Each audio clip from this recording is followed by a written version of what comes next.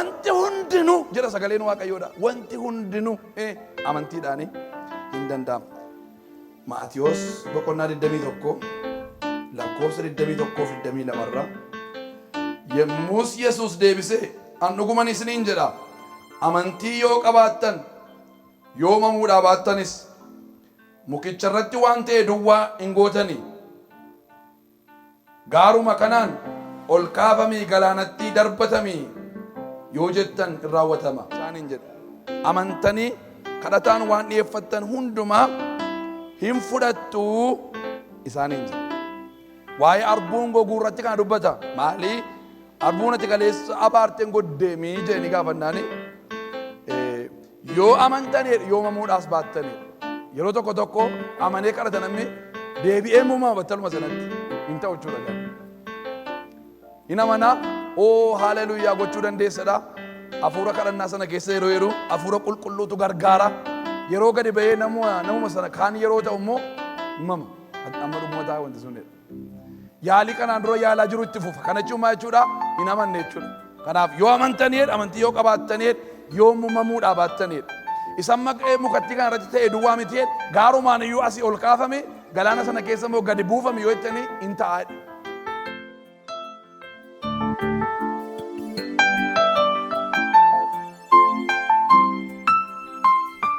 Siyaa galatu gooftaa koo nagaan na oolchite amma deemee shopping godheen dhufa achiin deemaa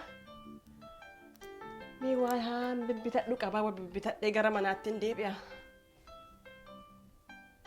Yaa gooftaa kooti naan dura baay'anii deemaa jira. Siyaa galatu guyyaa kana guyyaa nagaa naaf godhu naan dura baay'ee gooftaa Yesuus galanni keetiin badin yaa abbaa koo. Galanni keetiin badini Yesuus. Siyaa galatu Yesuus iko.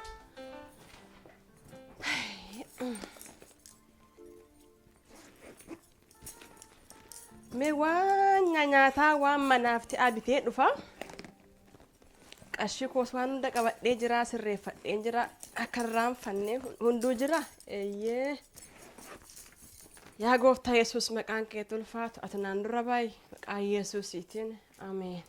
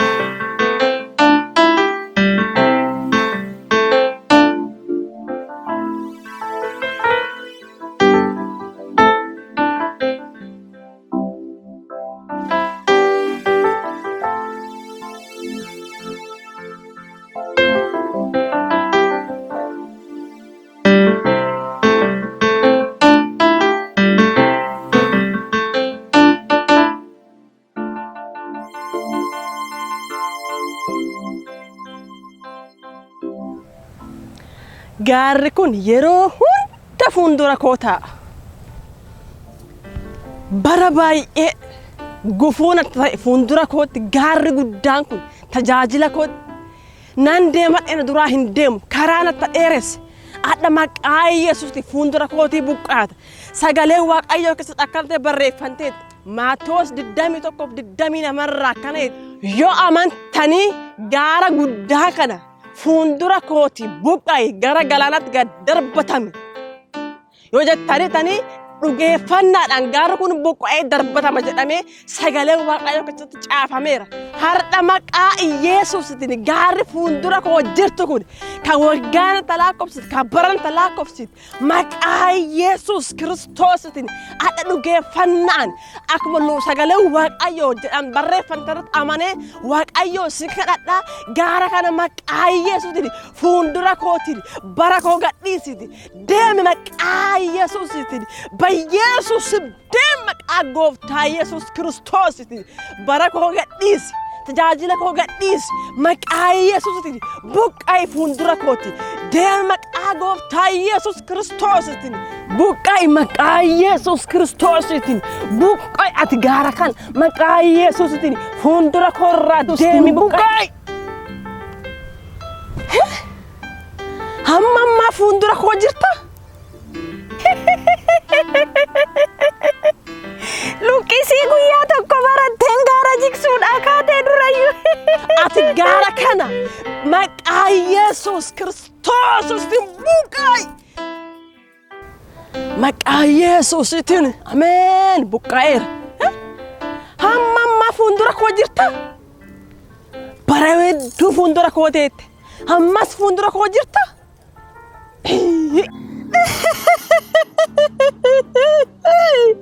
Gaarri doozariidhaan malee amantiidhaan hin jigu. Amma immoo waanuma goota wallaaltanii isa kana immoo maaf nun gaafattanii. Maaluma naa wayya. Bara koo guutuu fuuldura koo taa'e gaarri kun buqqa'uu dide. Lubis sagalee Waaqayyoo nu barsiisa. Akka sagalee Waaqayyoo faana deemee nan kadhadha. Hamma fuuldura koo taa'eera. Lubatti nan bilbila. Maalan godha?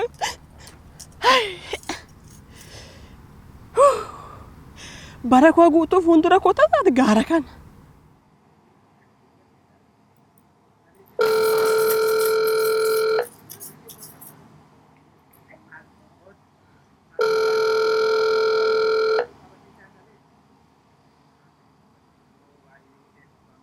Please leave your message for 6122.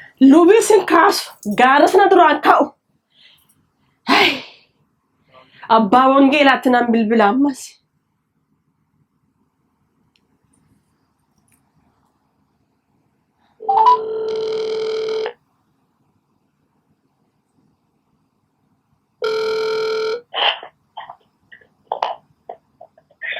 Hello. Maaroo eessum jirta baay'ee sin barbaada. Abbaa wangeelaa. Manan jira caaltu. Si barbaadeen nagaadha si barbaadeen ture argachuun danda'a?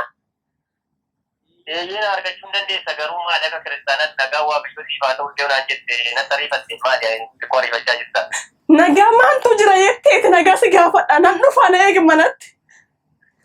Inni ragaa jedhi konkolaachisaa ta'uu konkolaachiftu Yesuus inni nagaa keenya ta'e faana jira amma hin raafamin.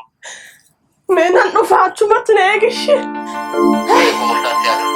Ameen ishi na eega achumatti.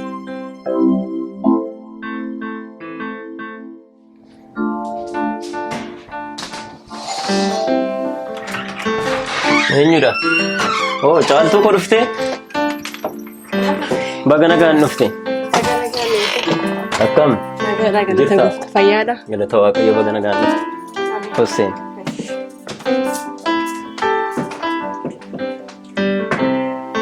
Kottu. Erga tinatti bilbiltee maali akkamiin as geessii ani jedhu taa'ituman yaaddeen si eegaa jira. Waaqayyo gaariidha baga nagaan as geessi. Mee akkana taa'i. Hin dadhabde fakkaata. Bishaan moo lallaafaa sii fidu? Bishaan dilallaasaa naaf ta'e. Hayyee. Moo dhugumee caaltuu koo? Ishee galata guddaa.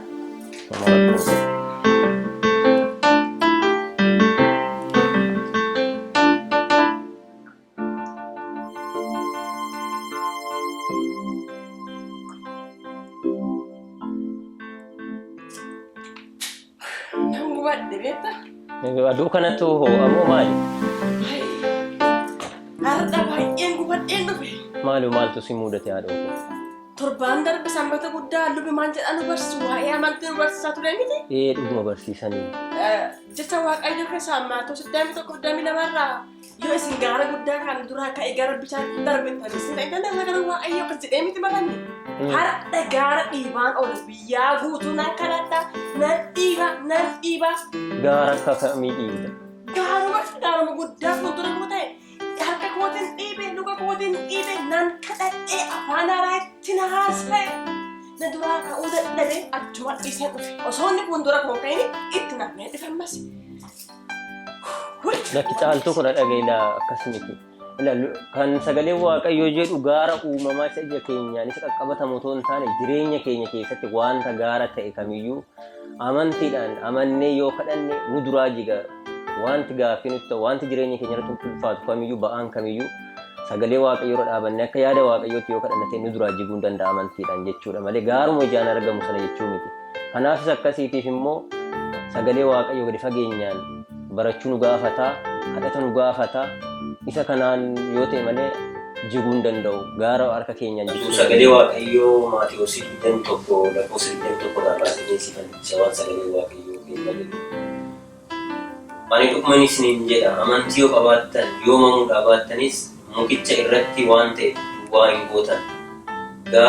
Gaaruma kanaan ol kaafami galaanatti darbami yoo jettan iyyuu hin raawwatan jedha kutaa kana keessatti. Maal jedha yoo amantanii yoo mamuu dhaabaatan wanti nuti goonu kamiyyuu fuula waaqayyootti mamii fi shakkii tokko malee yoo goone fuula waaqayyoo ta'uu danda'a. Kanaaf gaarri inni jedhu kun gaaruma uumamaa isa keenyaan mul'atu biyya kana ta'uu taane wanta jireenya keenya irratti ulfaatu wanta gaaffii nutti ta'u wanta yeroo hundumaa yaadu nutti ta'u kamiyyuu amannee fuula waaqayyootti yoo dhiyeessine nu duraa akka waaqayyoo kaasudha.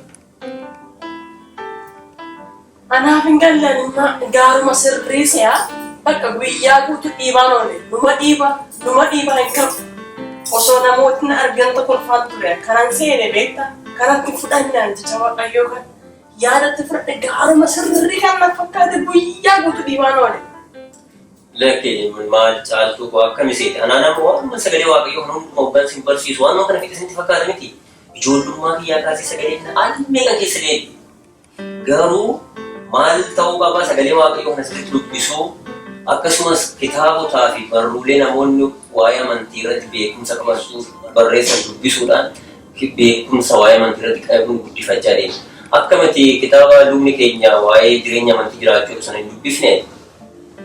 Hin dubbisne garuu gabayaa gubbaa ooleera jechuun dhagee jira. Ani dhuguman siin jedha caaltu kitaaba sana dubbisee jireenyi koo baay'eetti na eebbifame. Ani jechuun kanaan dura sagalee waaqayyoo waa'ee amantii naaniif na jechuu hin danda'a. Akkasumas saba kanaaf waggaa hedduu barsiise jechuun nan danda'a. Ergan kitaaba sana dubbise jireenya kiyya irratti jijjiirama guddaan kanaaf kitaaba sana mee akka dibittee dubbiftuuf sin jajjabeessa obboleetti. Kitaaba sana dubbisuudhaan jireenyi kee akka geeddaramu ani dubbatti abdiin qaba.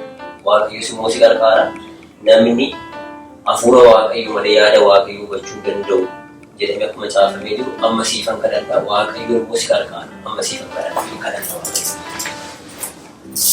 Kitaaba jireenya amantii jiraachuu jedhu luba Kaffaaloo Amanteetiin barreeffame bitadhaa itti eebbifamaa.